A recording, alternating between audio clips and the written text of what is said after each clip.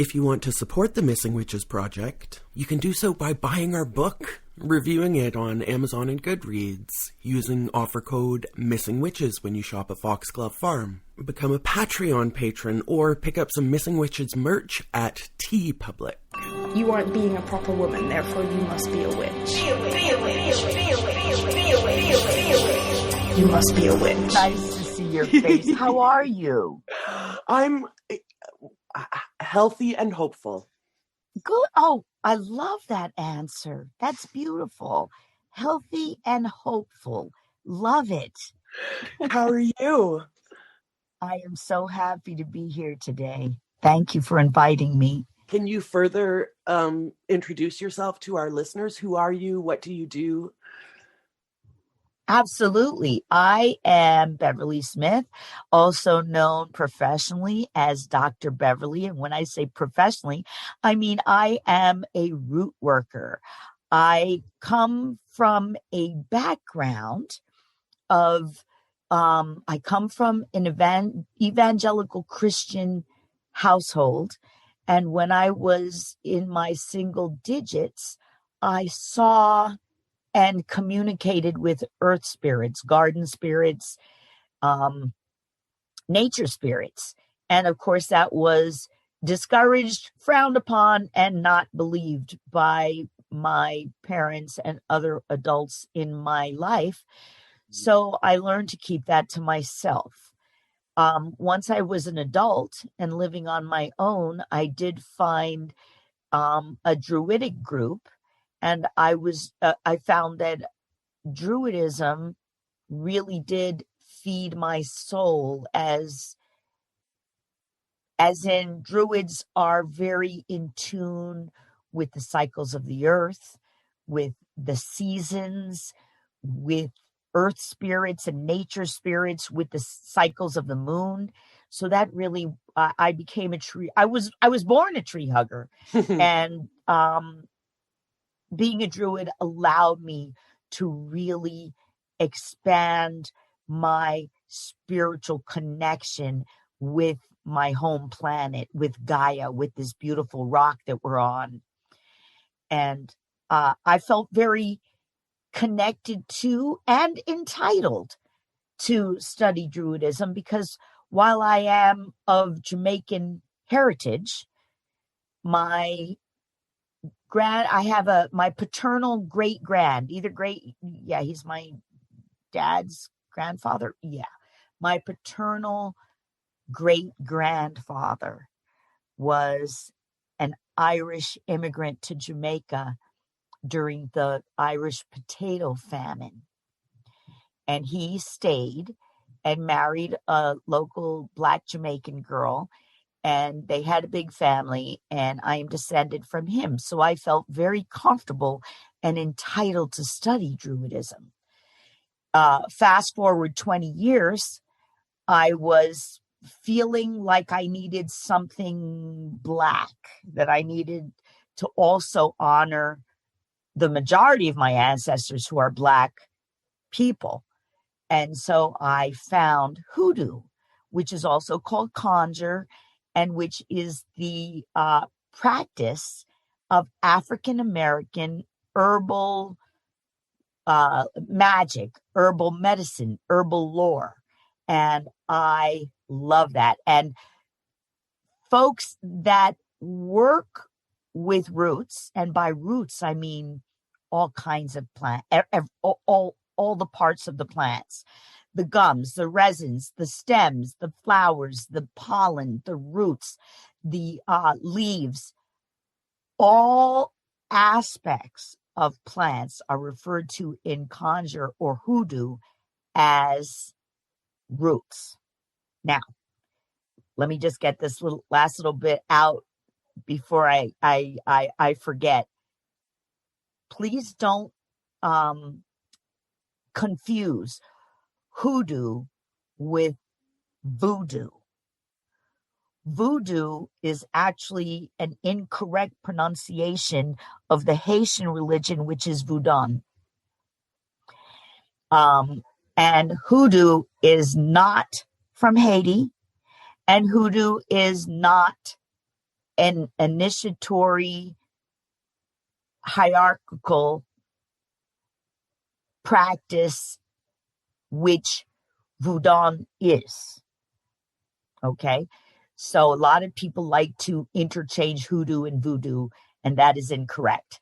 So I just wanted to make that clarification really quick. But that is who I am right now. I'll always be a druid. I have the nature spirits in my body, in my blood, in my heart, and in my soul. But I'm loving, for about the last decade or so, being a root worker. And so I do offer my services in root work, whether it be cleansing, whether it be jinx breaking, whether it be blessing, whether it be increasing prosperity. I do offer those services to anyone who comes to me needing those services, because root work and hoodoo, they address need. They grow from a culture, the African American, the enslaved Africans, the descendants of enslaved Africans. Hoodoo grew from need, the need to be invisible when you escape, when you try to escape, the need to keep master from raping you, the need to keep your family together from being sold off. And then, it evolved to the need for a good crop, when we were sharecroppers, a good crop. The need to protect your property, the need to keep the money coming in, the need to keep your husband or your wife at home instead of going on the great migration, to look for jobs. So hoodoo and conjure have evolved from a sense of need. And root workers have come around to help fill those needs, to help solve and offer solutions, to help solve problems. So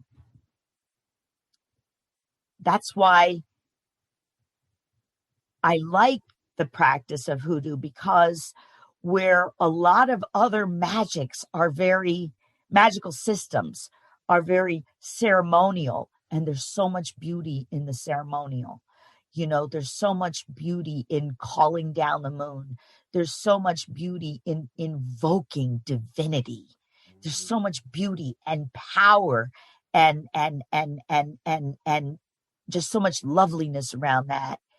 There is also so much loveliness in the practical.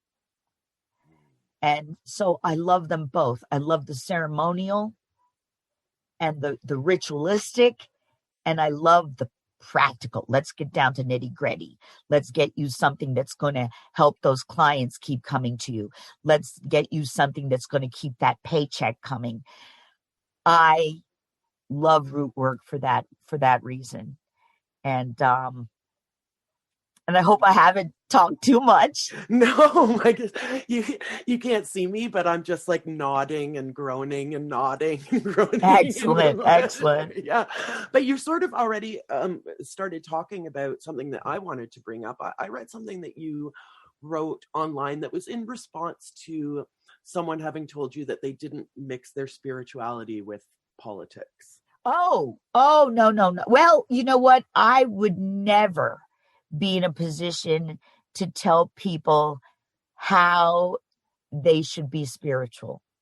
I am very well aware that spirituality is a very personal thing. And that's why, for me, I cannot separate my politics from my spirituality, because politics is about what happens at home.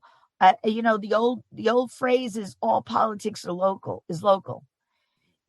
Politics is what happens at home. Yes, the national does affect us in a big way. We've all seen this.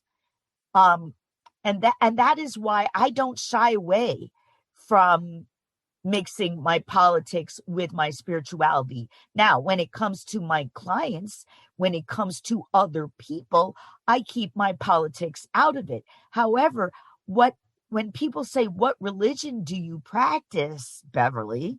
I say I practice the religion of justice. Justice is my focus. So while I do root work for people, while I do help them get the one they love, help them reconcile, help them make that money, help them find that perfect job, help them keep protection around their household and around their possessions, I also want to bring justice to their lives. I believe that without justice or accountability, there can be no peace. There can be no unity. There can be no tranquility without justice. Because when people have done wrong, they should be held accountable. And when people have been wronged, they should have justice.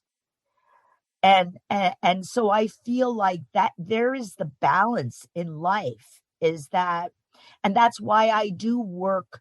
That's why I do call myself a double-handed worker, or a worker who will work with the left hand, because, especially in magical circles,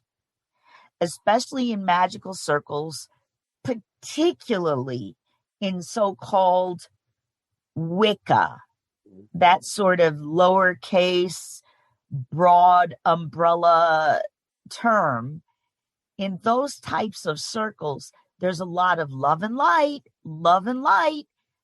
I love love, and I love light. Oh, be it right? resolved. Be it resolved. But remember, we all love love and light. We all do. Yeah. And we all need love and light. But remember, there is no light without the darkness. Was it Terry, a famous author, Terry Pritchard, maybe? I don't even know if I'm saying his name right. And I'm just paraphrasing. When I wish I had the exact quote, because the exact quote is brilliant. But to paraphrase is something like, no matter how fast light moves and thinks that it's there first, whenever light arrives, it finds the darkness waiting for it. There is light and there is dark. I work with both the right hand and the left hand, in that I want to bless and uplift and heal and encourage. But I also want to bring accountability. I also want to make right. I also want to bring balance to what has been done wrong. So when it is justified, and that is a very important word right there, I consider myself a justified worker. When it is justified, I will use my left hand to cross. I will use my left hand to get revenge. I will use my left hand to slow down or stop the stem of evil. It's like love and light people are like, we can't do anything. But if I see a rapist that's running around in the community and I know who he is or she is, I will use everything in my magical arsenal to shut that person down. Now, you may ask me, how do you know who they are? In some cases, you know who they are because they got out in court on a technicality. It's made the news. In other cases, the way I call myself justified is because I will do divination. I will do divination to ask my deity or my deities. Sometimes I'm asking on behalf of myself. Sometimes I'm asking on behalf of my clients. I have clients that, only worship one God. I have clients who have several. So That's why I say deity or deities. But divine answers are requested through divination.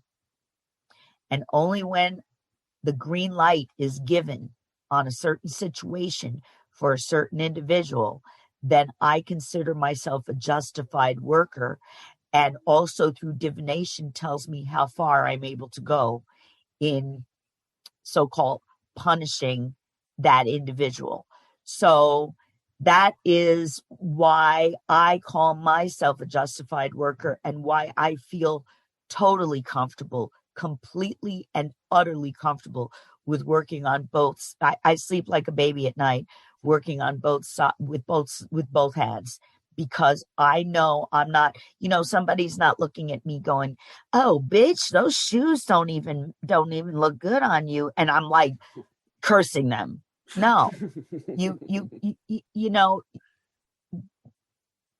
any type of magical work should be done by completely ethical people. Completely ethical people. When you are doing magical work to manifest results, you must be ethical. Your agenda must be ethical. Your heart must be ethical. Your head must be ethical. And you must be working towards ethical manifestation.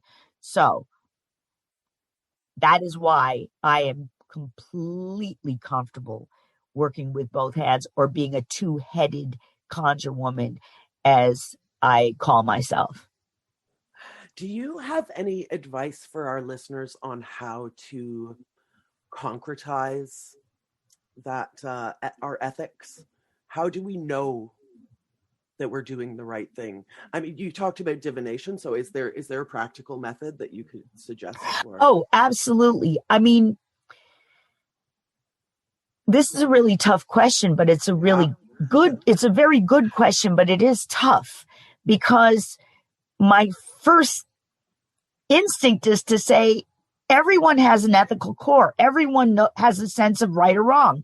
And then I have to pull back, because I realize that what I'm doing is putting my own sense of strong ethics on everyone else, and not everyone, and we've seen that. We see that in the world.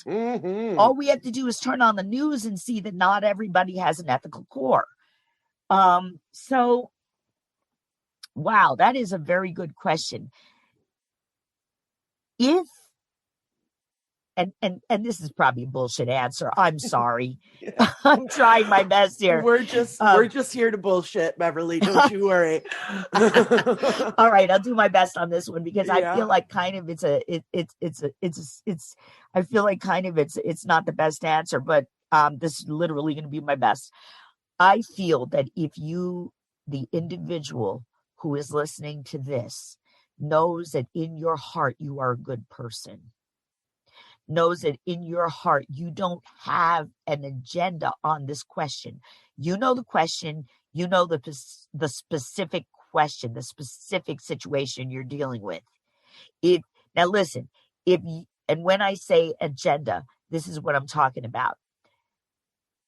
I don't read for my family. I do not read or do any type of divination for anyone that I know well, like my family. I'm strongly invested in my family, and I've got an agenda for them. Do you see what I'm saying? Yes. For me, it wouldn't be ethical for me to read for my family, because I already have an agenda. I already have a strong interest in the outcome, and I already have strong opinions about the situation. So that's what I mean about an agenda. If you know that you have a clear agenda and you don't have strong preconceptions about the situation that you're reading for, then I feel that you are going to have a very clean and pure divinatory reading. You can trust the answers in divination. And when I do divination for justification, After I do a full reading on the situation, and a full reading for me would be a full bone throwing or a full tarot reading, then I might do a yes, no reading on, am I justified in this situation that we've already done a full reading on? Am I justified in taking matters into my own hands in this situation only? Then I'll do a yes, no reading. And in my yes, no's, I like to do a 3-card pull in tarot, and 2 out of 3, the ones and the odds and the court cards are no, and the even numbers and the major arcana are yeses, and do a 2 out of 3. Do a 3-card pull, see what happens on that. Some people may prefer a yes, no pendulum. Some people may have other, may do a yes, no runes, a rune throw, or witch sticks. But I would do a full reading on the situation first. Yes. Once you get a good, clear reading on that situation, then do a yes, no, asking the divine if it's permissible for you now as the magical person to take magical steps into your own hands. And then I would go with the answer. I would not then press the answer any further. If you get a yes, then move forward. If you get a no, don't keep asking. Okay? Because we know a lot of people like this. We all have had, clients or friends or loved ones that will keep doing a reading on the same damn question till they get the answer they want. Don't do that. That's part of being ethical. That's part of being ethical in a reading. That's part of being an ethical, magical person, is once you get the magical answer, you go with that. Once you get your answer, you go with it. You don't keep nagging until you get something that you prefer. I think that is excellent advice. Thank you so much. I love this idea that you mentioned of like the working with both hands, but you characterized it as bringing balance. And that to me is like a sort of a less binary version of articulating that whatever you're doing, your goal is to bring balance. Oh, absolutely. I don't believe in the binary in magic. I don't believe in the strict binary in a lot of things. But in magic, I do not believe in a strict binary because there's a gradation. There's a gradation. So you have to be willing to go with the honest answers that you get, rather trying to shoehole it into an either or, if that makes sense. Mm-hmm. Good. Mm-hmm. And that sort of is in line with something else I wanted to talk to you about, which is this idea of magic as resistance, as a social justice, not like a personal, we said the personal is political, but the sort of larger scale of social justice. How do we make sure that our magic in this coven, in the Missing Witches coven, is infused with social justice and justice in general? Can you bring me up a little bit into speed as to what Missing Witches does? What are you doing magically? Well, we sort of think of the podcast as a coven in that, we are doing research and we are sharing those ideas that we find. We are, finding voices like your own and sharing those. I think ultimately from this end, it's a storytelling coven, but we also do fundraising in terms of our magic proper, capital M. I think that it's very personal and case by case basis because we are a virtual coven. We don't have meetings where we gather in a circle and do and do those kinds of rituals together. So maybe like I'll rephrase the question, not as a coven, but on a personal case by case basis for our listeners. How do we make sure that social justice is at the forefront of our magic? Well, I absolutely love what you're doing in terms of fundraising as a group. I think that is crucial. I think that we need to be supporting other, witches. I mean, let's we have to be aware that so many people are struggling right now. So many people are struggling. And if you are fundraising as a group, I think that's beautiful. Anything that we do to help each other, anything that we do to help each other get through this thing called life, I believe is resistance. Living is resistance. Things are so tough right now. My whole focus right now, because, I have the personal with my clients. I'm very, very fond in my practice of working girls. Very, very fond of sex workers and gamblers. All right. So for me, part of my social justice work, since I have a soft spot for sex workers, is that I try as much as I can to do magical work for them for free. All right? Mm-hmm. Because right now they are dealing with COVID. They are dealing with more police attention. They are dealing with, less work out there. So I feel like anything that I can do personally, magically, or also it's not just the spell work or the root work we do. Like you're doing your group is doing fundraisers.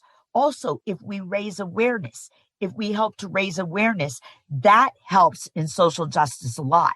Like pick a topic and help to raise awareness. One of the things that I like to talk about often in my social media spaces are the Native Canadian, the Indigenous Canadian women who are literally missing. Yes. Literally missing. And when they're found, they're usually found brutally murdered. And there's so many layers of injustice here because a lot of the crimes that take place on the reservations take place by non-Indigenous, and they cannot be prosecuted. I know. Yeah. It's horrifying. It's so unjust. Yeah. It's unbelievable. Yeah, I will say that obviously, we have reached that how do I say this? Like I spread my donations out on a personal level very much, but as an entity, as Missing Witches, Yeah. Lisa and I focus our fundraising on the Native Women's Shelter of Montreal, and it's exactly for that reason that you mentioned. For us, when we heard the word missing, we automatically thought of missing and murdered Indigenous women. Oh my God, that's exactly what I thought of when you contacted me, and I love that, and I thank you for putting a focus on that. And so you are doing exactly what working magic and social justice is. You see, I would then take it a little bit further. I don't know who these women are being murdered or harmed by, but I will cast a net magically to go after the perpetrators. In my root work, I can target the perpetrators even without their names or likenesses, and bind them and stop them from their fuckery. Okay? Stop them from their evil and their harm. And that's part of my magic. Part of my religion is bringing balance through justice. And so my social justice focuses on police brutality. It focuses on juvenile, the juvenile delinquency system. Oh my goodness, the abuses that they do to our juveniles, the abuses, the prison system, sex workers,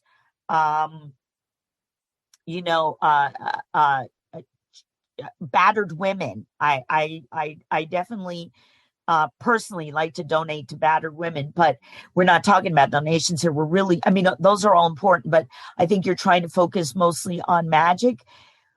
What we can do is a lot of protection magic. Name people individually. If you know their names, name them collectively as a group. Example, battered women. Example, kids in the system, and then put a protection spell on them. All of us witches, all magical, spiritual individuals who practice some form of magical work, know protection spells. Light a candle for them. So you don't have to know who you're targeting precisely to do social justice magic. Light a candle for them. Write a prayer or a petition for them. Do a ritual or a circle around juveniles in the system, around battered women, around binding and holding back those who are physically abusive, like police and correction officers. We don't have to know their names. We know their prototype, we know their archetype, and we know that these things are being done. So we can do protection work to protect those victims. We can do blessing work to bless the people in these categories that we want to protect. We can do, community outreach. We can do community outreach through our donations and through, we can also through our social media platforms or our podcast or our blogs and our vlogs. We can also draw attention and raise awareness about these subjects. And that is what I feel is the most potent and most powerful social justice magic, is to draw awareness. Because when people start becoming aware, the first part of change, of any change, is to be aware of it, is to be aware of the need for change. And so by raising awareness, I really feel that we're doing a lot as magical people to help progression, to help manifest change, to help manifest progress. Yes. It's been super useful for me too, to sort of rethink donations, reparations as ritual sacrifice. Oh, wow. Yes. I had this $10, and in the name of whomever or whatever, I'm going to, sacrifice this $10 and hope that it goes to a greater good. So that, again, for me, instead of just like, instead of just thinking like, oh, you just can't throw money at it, but you also have to, so donation reparation as ritual sacrifice has been sort of very useful. Absolutely. And that can be turned into such a beautiful personal or even group ritual. That can be turned into such a beautiful ritual, because what is ritual to us as magical people? It's really an act of making sacred. It's an act of making something sacred. And here you are saying, I'm going to give this donation. May it be sacred. May it go to the greater good. May its absence from my life enrich someone else's life. This is balance. This is balance. I love that. I love that. Yeah. And again, like I feel like, because I'm a witch, I already know that I have more than I need, if that makes sense, as long as I can take a breath and feel the sun on my face, then everything, I have a roof over my head and I have food in my cupboard, and anything beyond that is more than I need. We as witches know that we do have more than we need. And if the need arises, we can manifest. Yes. We can manifest. Yes. I want to repeat one thing that you said. Anything that we do to help each other is resistance. That's beautiful. I really want to keep that in my journal. Absolutely. And in my heart. Absolutely. Because you see, the powers that be and just life itself wants to wear us down, wants to take from us, wants to, every time we turn around, something is costing. The rent, the taxes, the gas, something is costing us time, money, energy, everything. So resistance is life. Resistance to say, you know what? Okay, this is, I am being taken from, but I can add to. I can add back to by helping someone else, and that's going to help me. And the thing is, if we all have this mentality of whatever we do for each other is resistance, and resistance is life, we are all going to raise each other up. As my friend says, all boats rise with the tide. A high tide raises all boats. So what uplifts you uplifts me. When I raise you up to your highest good, then I feel like I have just perfected another notch. Oh, and here I am talking Druidism, because Druidism is that we're constantly we're constantly progressing towards perfection, because we're all children of God. And if we're children of God, we're young gods in the making, right? We're young gods and goddesses in the making, and we're just perfecting. We're perfecting. And so when I raise you up, when I honor you, when I acknowledge you, something godlike has improved, has enlarged within myself. And I love that. I have another question that's too big for a podcast. Oh my goodness. But I wanna direct it at you, because like you are a druid, a root worker, also a yogi. So I want to ask you, like, what's your guttural reaction when I ask, what is the connection between the divine, the soul, the self, and nature? Oh my goodness. Well, wow. Well, that's a powerful question. I mean, that's almost like asking, what is the meaning of life? Oh, I mean, that was my next question. Oh my God, that's so funny. Okay. Oh wow. All right. I am a yogi. I have practiced yoga, whether it be in the classroom or at home, and of course in the last year it's just been at home. But I've been practicing yoga. I've had a practice for about 30 years. And I like to say that it's a very consistent practice, but it's been on and off. But I would say the last 10 years or so, it's been very, very consistent. And I swear by yoga. I swear by it. And yoga is not just the practice of the stretching and the different poses that you move through. Yoga is an 8-pronged practice, and it's way too much to get into in one podcast. But I will say that the basic tenet in yoga is that to be completely healthy, or to strive towards perfect health, to progress towards greatest health, you must engage the body, the mind, and the spirit. In some people might refer to that as the soul.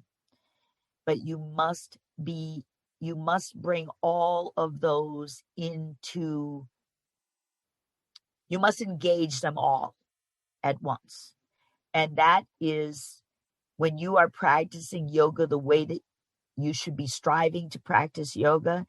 It should be within a meditative state, which engages the mind. It's a state of mindfulness. This was also huge in the Druidic practice that I was part of. I was part of the Druidic craft of the wise, the American rite, not the American alt-right, but the American rite as in RITE. And that, the basic tenet of our practice was daily meditation. You started out slow and short, and we were striving for an hour daily practice 365 days a year. That was what we were striving towards. And I've got to confess, I never really got to that place, an hour every day daily. But the mindfulness allows the spirit to speak. When you quiet the mind, your God self, your goddess self, that part of you that is divine, because if we are children of God, we are divine. That part of you that is divine, your spiritual self, your soul, allows you, when you quiet the mind, either in meditation or in yoga, and bring a mindfulness or a mindlessness, however people like to say it. But if you quiet that mind through chanting or breathing, I was never a chanter. I found chanting to be very distractive. So what I did was I listened to my breathing. When you quiet the mind, you allow the spirit to speak. You allow the soul to teach you. You allow your chakras to become aligned. And I know it sounds like a lot of gobbledygook, but while the body is going through the various asanas, which are poses, a Sanskrit for poses, while the body is going through the various asanas, the mind is quiet and your God self is speaking to you. And I feel that through the practice of yoga, I've been able to align my physical, my mental, and my spiritual.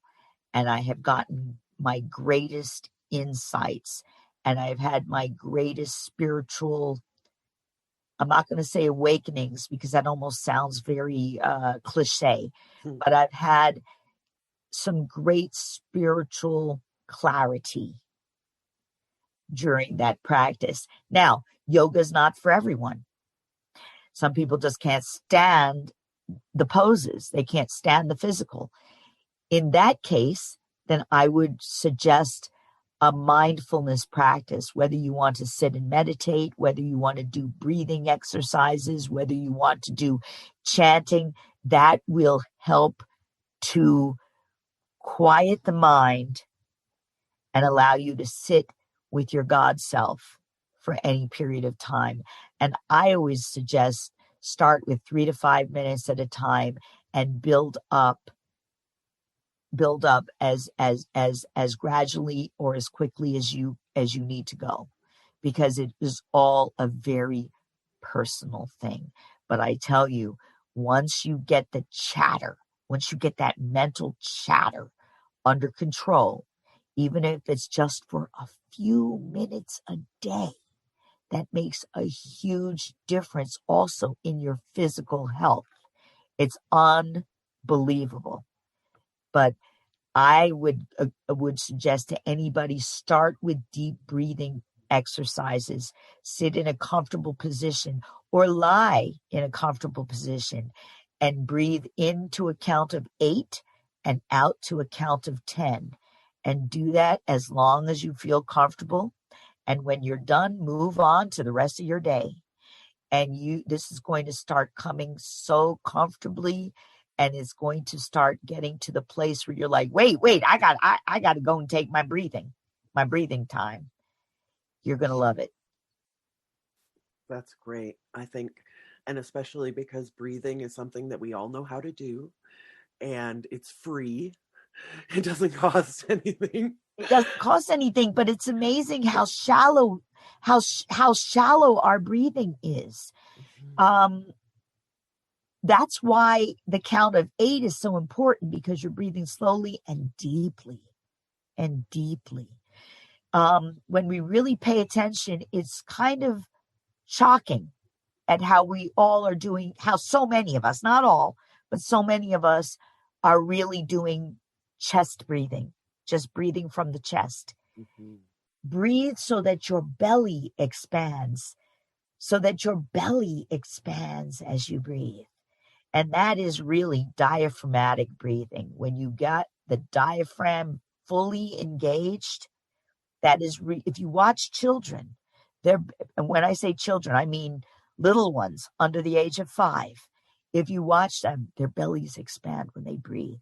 It's that as we grow older and as we start dealing with sort of deadlines and worries and daily concerns and daily schedules, our breathing becomes more and more shallow. If we just deepen our breathing, you will start noticing that your shoulders don't start scrunching up towards your ears as much. That's my biggest thing. Once I notice my shoulders are climbing and I'm starting getting that tension in my neck, I start doing the deep breathing and allowing those shoulders to fall back down, to ease back down. So yeah, it's going to really just breathing, just doing a nice deep breathing. It's amazing how much body awareness that will bring. And that's very important in the practice of magic too. In the practice of manifestation, we really need to be very aware of where our bodies are and how they feel and what they're going through. Can you expand on that? Oh, absolutely. Like when I was telling you about the breathing exercises, I didn't realize that my shoulders had literally scrunched up almost to my ears. And I was wondering why I was feeling so tense when I was talking about breathing. And I realized, wow. And so that was body awareness for me. I was not aware that I was getting tense that I was getting tense in the shoulders. The tension had not set in yet. But there I was with my shoulders creeping up towards my ears. But by breathing, taking that time to do that deep inhale and that nice measured exhale, I was like, wow, okay, wow, all right. I didn't realize I was getting a little tight in the shoulders there. And as druids, we are taught that you cannot manifest magic as easily through a tense body. Like I said, the first study of manifestation in druidry is learning to relax the body. And so Druids understand that you cannot manifest magic with a tense body. You cannot move energy through a tense body. So if you're practicing Reiki, you cannot practice Reiki effectively. Like if you are the person practicing the Reiki, the first thing that's done in Reiki is coming to a sense of relaxation. Energy and the movement of energy cannot go through a tense body.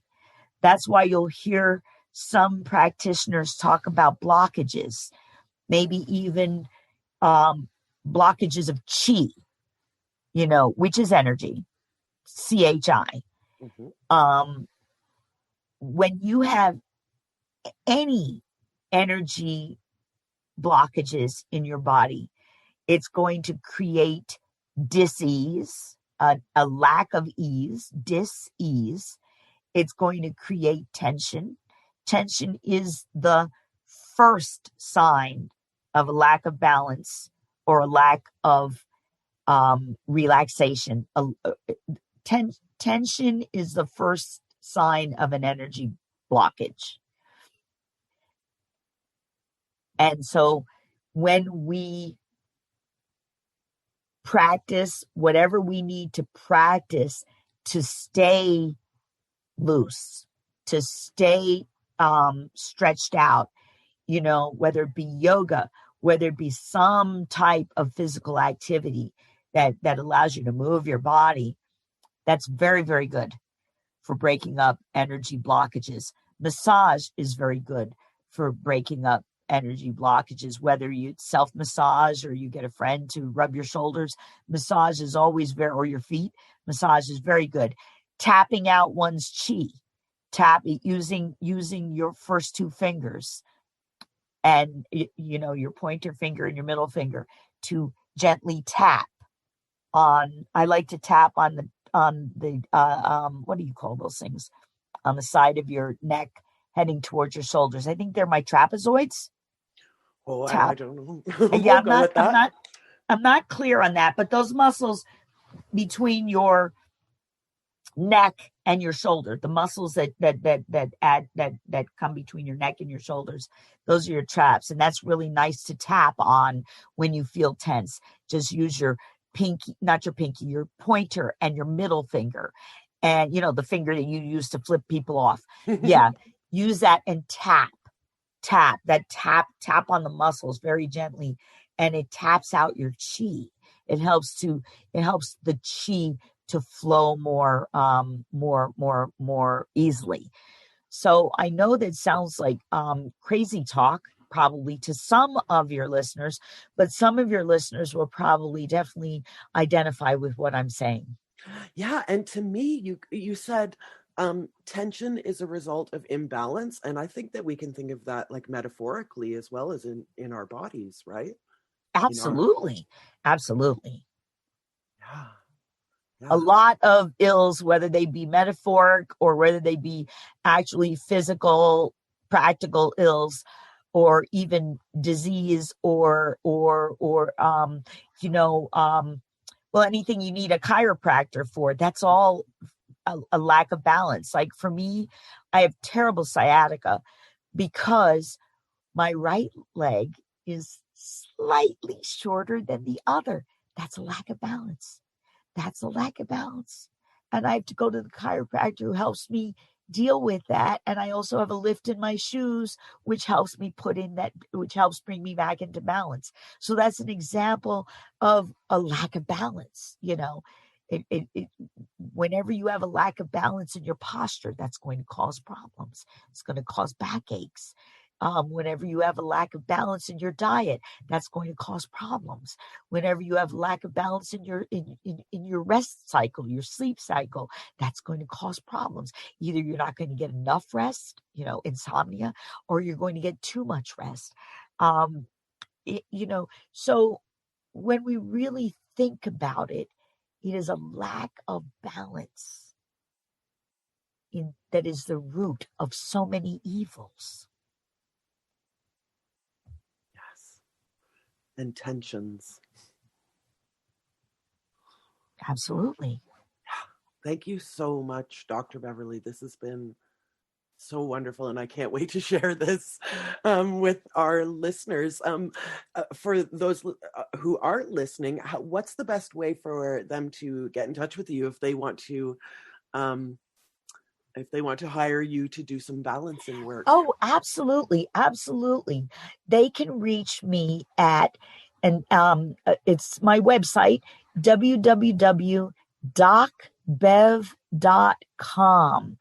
It is I'm adding it to it right now, but they can sign up for, they can book with me for root work, or there's a free consultation. So they can talk to me for a 10-minute free consultation, and I can tell them what I think they may need to do.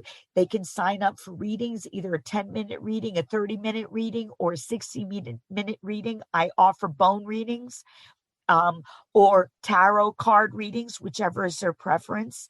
And that is www.docbev. That's like Dr. Beverly, but docbev.com. Also, if they have any questions that they want to email me directly about, that's info@docbev.com. Docbev.com. Great. And of course, listeners, we'll put all this in the show notes. If you don't have your pen with you, you can just go to missingwitches.com and you will be able to find all of this information. Thank you again so much, Dr. Bev. I just want to say to you and to our listeners, and hold this and hug it to my body, anything that we do to help each other is resistance. I love it. Thank you so much. Thank you. Thank you so much for inviting me. And, everyone be blessed and keep working towards perfection. You must be a witch. If you want to support the Missing Witches Project, you can do so by buying our book, reviewing it on Amazon and Goodreads, using offer code Missing Witches when you shop at Foxglove Farm. Become a Patreon patron or pick up some Missing Witches merch at TeePublic.